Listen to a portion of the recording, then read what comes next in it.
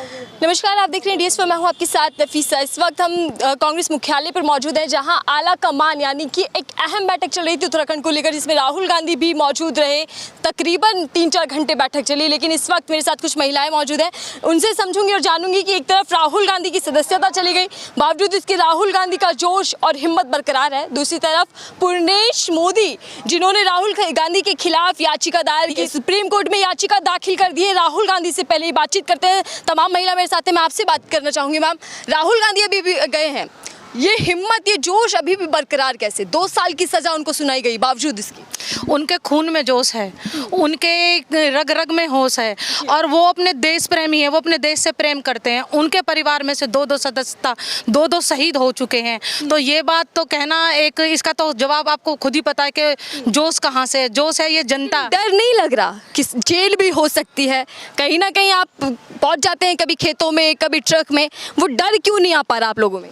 जो देश से प्रेम करते हैं, जो देश पे शहीद होना जानते हैं, वो डर को अपने पास खड़ा नहीं होने देते। क्या कहेंगे कि 2 साल की सजा है, क्या जेल भी जा सकते हैं राहुल गांधी? क्या मुश्किलें बढ़ गई हैं आप लोगों की? नहीं, बिल्कुल भी। हमको अपने न्यायालय पे पूरा विश्वास है, वो कोई ऐसी सज़ा नहीं देंगे, क्योंकि वो भी जानते हैं कि आज तक एक शाम को याचिका दर्ज करी जाती है, सुबह तक सदस्यता रद्द। ये वो भी हमारे न्यायाधीश इस बात को जानते हैं कि ये एक सोची साजिश है। सब सोच समझ के किया जा रहा है कि 2024 के इलेक्शन नज़दीक आ रहे हैं और जन जन की आवाज़ बनकर राहुल गांधी जी बुलंद होकर उनको सामने आ रहे हैं। एक डर और एक भय, उनको जो डराने की वो कोशिश कर रहे हैं, तो ये सब उनको कहते हैं ना, विफल होगा सब कुछ नहीं होगा। हमारे अहंकारी है राहुल गांधी। बीजेपी बार बार कहती है कि अहंकारी हैं, माफ़ी नहीं मांगते क्योंकि उनकी फितरत नहीं है माफ़ी मांगना। माफ़ी वो मांगते हैं जो गलत करते हैं। आप उस बयान को सुनियो जिसके लिए ये बोलते हैं कि मोदी जी ने ये बयान दिया। क्या उन्होंने उस बयान में किसी का नाम लिया है? क्या मोदी जी ने कभी किसी का अपमान नहीं किया? क्या मोदी जी ने शहीदों का अपमान नहीं किया? क्या मोदी जी ने हमारे इनके मम्मी का, कभी पापा का, कभी भाई का, कभी हमारे शहीदों तक का अपमान किया है मोदी जी ने?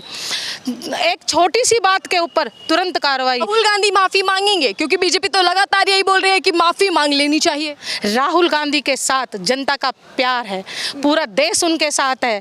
जनता पढ़ी लिखी हुई है, जनता समझदार हो चुकी है। जो इन्होंने लॉलीपॉप दिया था 15 लाख का, जो इन्होंने दिया था बेटी बचाओ, जो इन्होंने दिया था बेटी पढ़ाओ, जनता के सामने सब निकल के आ रहा है। तो मोदी जी, राहुल जी माफ़ी मांग लेते अगर उनकी गलती है, मगर जब उन्होंने कुछ बोला ही नहीं तो वो क्यों मांगेंगे माफ़ी? तो मोदी जी आपको मांगनी पड़ेगी। क्या कहना चाह रहे हैं? राहुल गांधी जी ने अब एक आवाज़ में कहा था, पूरे देश में संदेश दिए थे, मैं राहुल गांधी हूँ, राहुल सावरकर नहीं हूँ, और हम सावरकर नहीं है जो माफ़ी मांगेंगे। हम न तो अंग्रेजों के गुलाम रहे हैं, न रहे थे कभी भी। और जो सावरकर है उसके वो माफ़ी मांगता था, जबकि हमारे राहुल गांधी। लेकिन यहाँ मोदी सर ने इनका अपमान किया है, माफ़ी मांगने में दिक्कत क्या है? माफ़ी किस लिए मांगे?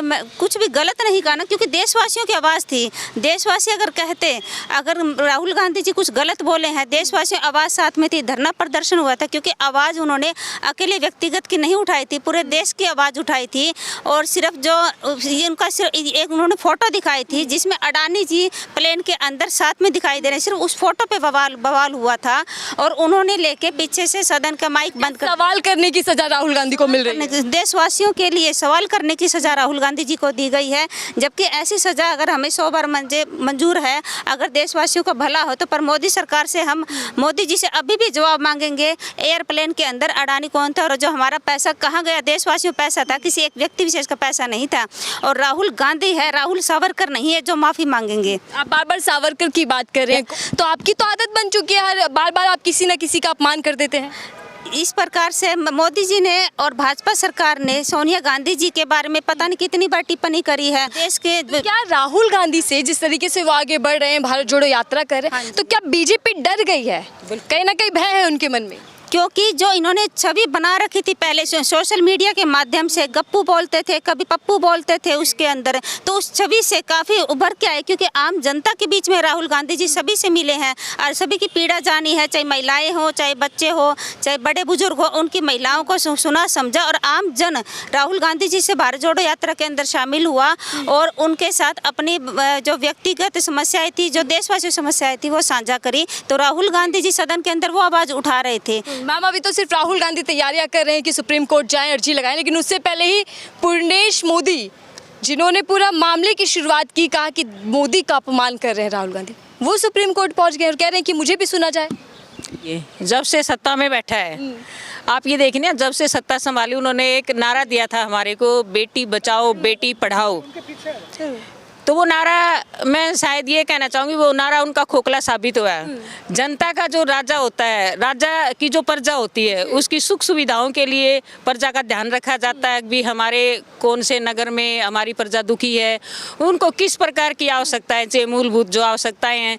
अब महंगाई की बात करूँ मैं, कांग्रेस के राज में 400 रुपये का सिलेंडर था।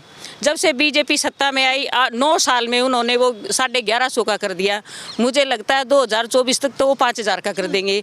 और स्मृति ईरानी जब 20 रुपये कांग्रेस के राज में बढ़ते थे ना, वो चूड़ियाँ बेचती थी मनमोहन सिंह को। अब मैं पूछती हूँ स्मृति ईरानी कहाँ है? क्या वो एक गृहिणी नहीं है? क्या वो गैस पे रोटी नहीं बनाती? अगर वो नहीं बनाती तो उनके नौकर बनाते हुए खाते। तो सवाल जरूर करते हैं कि कैसी मोहब्बत की दुकान खोल रहे हैं जहाँ प्रधानमंत्री का अपमान कर देते हैं आप। अब देखो, मोहब्बत की दुकान तो खुल रही है, कर्नाटका में खुल गई, अब और हमारे झारखंड में खुल जाएगी, मध्य प्रदेश में खुल जाएगी, आने वाले राजस्थान में खुल जाएगी। पीएम का अपमान क्यों करते हैं बार बार, जब सजा भी आपको सुना दी गई थी? मैंने आपको कहा ना, वो सब बला चोर चोर मुसेरे भाई, एक फोटो का ही तो सवाल था। जो LIC है, जो गरीब आदमी अपना पेट काट के 100 रुपये उसमें जमा करता है, उसको बेचना 20,000 करोड़ रुपए वो जनता का था, वो किसी उसका स्मृति ईरानी का और ये सीतारमन का नहीं था, जो अडानी को दे दिया। यही सवाल है, और हम डरने वाले नहीं हैं। पूरी जो हमारे देश की जनता है, भारत देश की जनता, कहते हैं बार बार लोकतंत्र खतरे में। कहाँ खतरा? विपक्ष तो खुलकर बोल रहा है। विपक्ष तो बोलेगा, विपक्ष उसकी तो बात नहीं बनती, नहीं तो सबको जेल में अंदर डाल दे। राहुल गांधी ने सवाल किया देश के लिए, उनको जेल में डालने की साजिश, जो भी कोई उनके खिलाफ बोलता है। का फैसला है ना, इसमें सरकार कहाँ से आ गई? कोर्ट भी तो ही नहीं की है। अगर कोर्ट इनकी नहीं होती, क्या वो फैसला है जो इतने 45 दिन से ये जो यौन शासन के मामले हैं, पोक्सो एक्ट है, 24 घंटे में कार्रवाई होती है, तो अब क्या होती है? क्यों नहीं की? मोदी क्या जी लग रहा है कितनी मुश्किलें बढ़ गई हैं? चुनाव भी आपने खुद कहा, चुनाव और राहुल गांधी की सजा, ऊपर से जेल जाने का खतरा। हमें कानून पर पूरा भरोसा है, बाबा साहब के बनाए हुए संविधान पे भरोसा है, और हम पूरा सम्मान करते हैं कानून का भी। और मैं ये भी कानून से ये प्रार्थना करती हूँ कि वो भी हमारी सुनेंगे। हम कानून प्रणाली पे, रक्षा प्रणाली पे पूरा भरोसा है। राहुल गांधी जी को न्याय मिलेगा।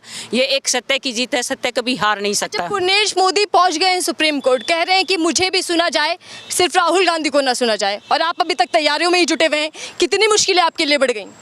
वो कुछ भी कर लें जी, वो कुछ भी कर लें। और ये जो आप कह रहे हैं ना, वो तैयारियों में पहले से लगे हुए, उनकी सोची समझी साजिश है सारी की सारी। वो प्री प्लान हो रहा है सारा का सारा, क्योंकि उनको पता है 2024 के इलेक्शन आ रहे हैं और जन जन की आवाज़ बनकर राहुल गांधी जी आ रहे हैं। वो डर के मारे बोल रहे हैं। करने दीजिए, हमको अपनी कानून प्रणाली पे, अपने उच्च न्यायालय पर पूरा विश्वास है, हमारे साथ न्याय होगा। चलिए, बहुत बहुत धन्यवाद। ये महिलाएं हमारे साथ थी जो बता रहे हैं कि कांग्रेस के कार्यकर्ता तमाम जमीन पर उतरेंगे और जनता से जुड़ते रहेंगे, लेकिन दूसरी तरफ राहुल गांधी अभी भी बैठकें कर रहे हैं, चुनावी चर्चाएं चल रही हैं। होगा कि किस तरीके से कार्यवाही होती है। फिलहाल के लिए दीजिए इजाजत।